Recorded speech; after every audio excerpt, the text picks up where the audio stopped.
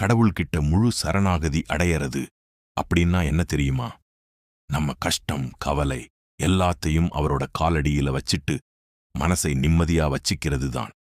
இந்த வேலையை நான் தான் செஞ்சேன் அப்படிங்கிற அகந்தையை விட்டுட்டு, முருகா, எல்லாம் உன் செயல், நான் வெறும் கருவிதான் அப்படின்னு நினைக்கப் பழகிறது தான் முதல் படி. ஒரு சின்ன குழந்தை தன் அப்பாவோட கைய பிடிச்சுக்கிட்டு போகும்போது எந்த பயமும் இல்லாம நிம்மதியா நடக்கும். ஏன்னா அப்பா பார்த்துப்பாருன்ற நம்பிக்கை. அதே மாதிரி ஏன் முருகன் என்னை கைவிட மாட்டான் அப்படின்னு நம்ம பாரத்தை அவன் மேல போடணும்.